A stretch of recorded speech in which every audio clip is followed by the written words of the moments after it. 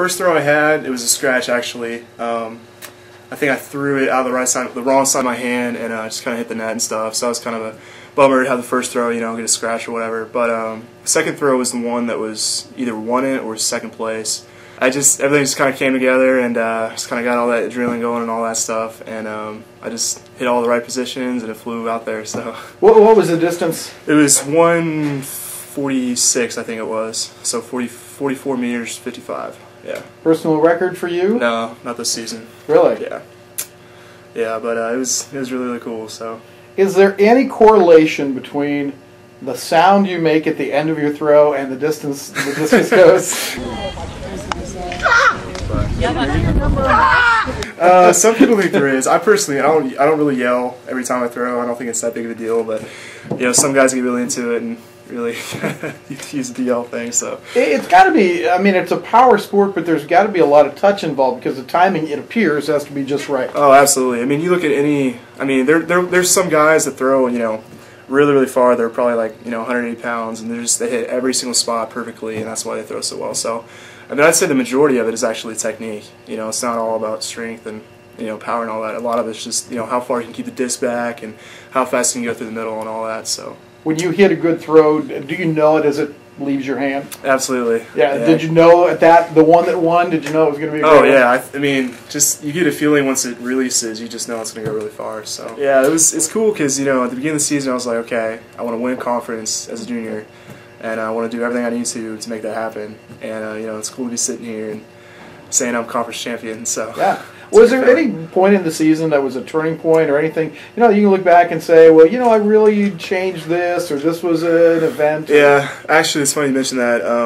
There was a huge turning point when I got done with my last throw in the indoor meet. I got really frustrated. I ended up 10th, in conference, which isn't acceptable, I guess.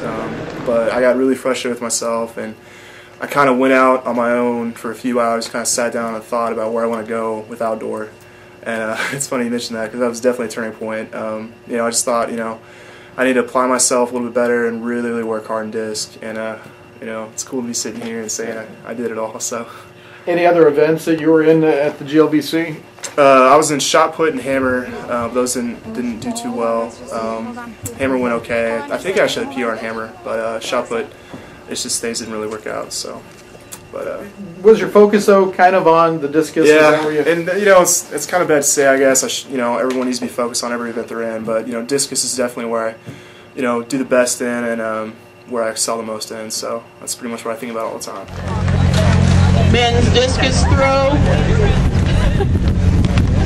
is Fletcher.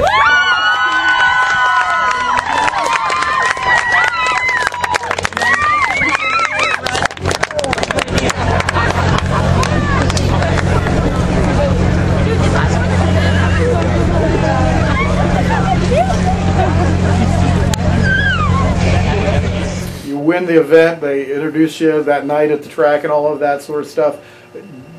When did it kind of feel like it was real? Whenever they put the medal on my neck, it was pretty cool.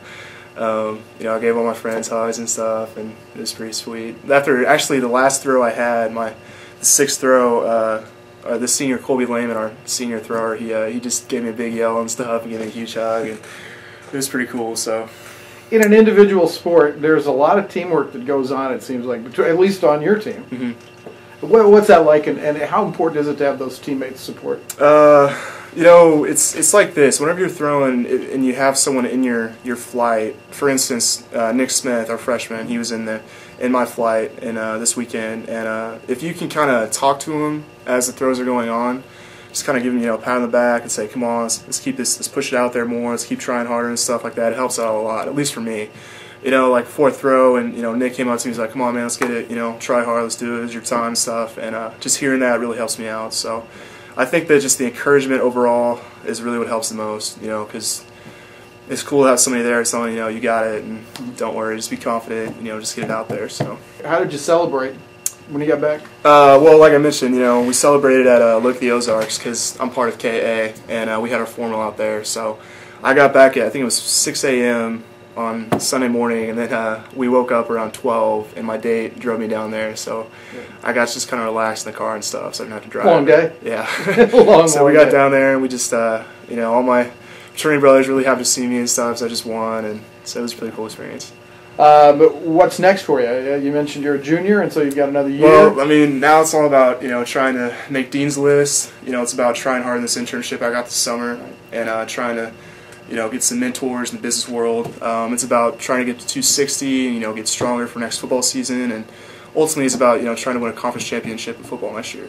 So hopefully we can get that done too. And I can tell you're raring to get going on that. Oh yeah. There's no rest, is there? I'm ready to go, man. Tell us again about your internship. Okay, it's at a place called DST Systems in downtown KC, and basically I'm going to be helping with client support. It's a full-time internship. It's paid pretty well, so I'll be working pretty hard this summer. But it's definitely something that's going to help me along my career.